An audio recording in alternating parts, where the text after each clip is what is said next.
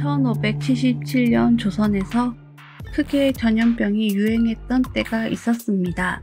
당시 사람들 사이에서는 그 전염병을 두억신이라는 귀신이 퍼뜨린다는 소문이 퍼지면서 생긴 말이 두억신이의 시초라고 한다지요. 오늘 들려드릴 이야기는 천예록에 기록된 전염병 귀신 중에서도 가장 무서운 귀신 두억신이에 대한 이야기입니다. 어느 양반집에 경사스러운 일이 있었습니다. 온 집안이 들썩이며 성대한 잔치를 준비했고 일가 친척들이 하나둘 모여들었습니다. 안방마루에는 붉은 비단발이 깔렸고 사랑채에서는 남자들의 웃음소리가 끊이지 않았습니다. 그런데 잔치가 한창일 때였습니다. 안방마루 한쪽에 호련히 한 아이가 나타났습니다. 14~15살쯤 되어 보이는 더벅머리를 한 아이였습니다. 그런데 그 아이의 모습이 심상치 않았습니다. 아이의 얼굴에는 형언할 수 없는 사나움이 서려 있었고 눈빛은 차가웠습니다.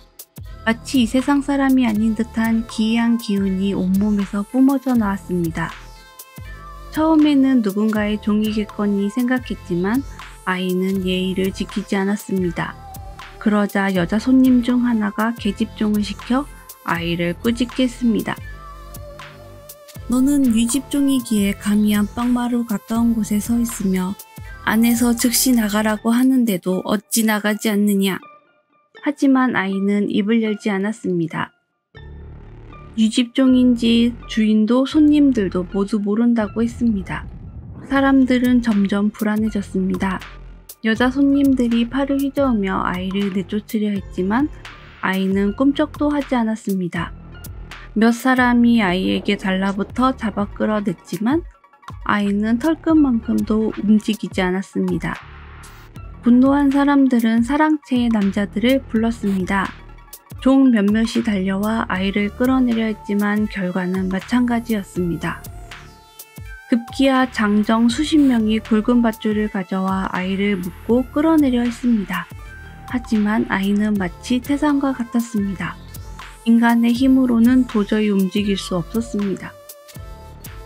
분노와 공포에 휩싸인 사람들은 큰 몽둥이를 들고 와 내려치기까지 했지만 아이는 여전히 그 자리에서 눈 하나 끔찍하지 않았습니다.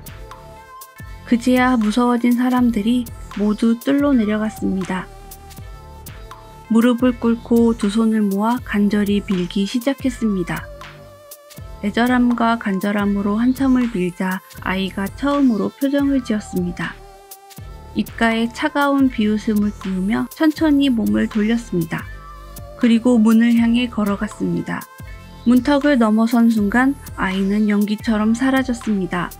두려워진 사람들은 각자의 집으로 돌아갔습니다. 하지만 다음날부터 무서운 일이 벌어졌는데요.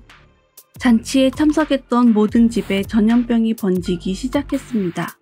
특히 아이를 꾸짖었던 사람, 끌어내리라고 명령했던 사람, 때리라고 했던 사람들, 실제로 폭력을 가했던 무사와 종들, 이들은 며칠이 지나지 않아 하나둘 죽어갔습니다. 끔찍하게도 모두 머리가 으스러져 죽었습니다. 사람들은 그 아이를 머리를 억누르는 신이라는 한자어 두억신이라고 불렀습니다.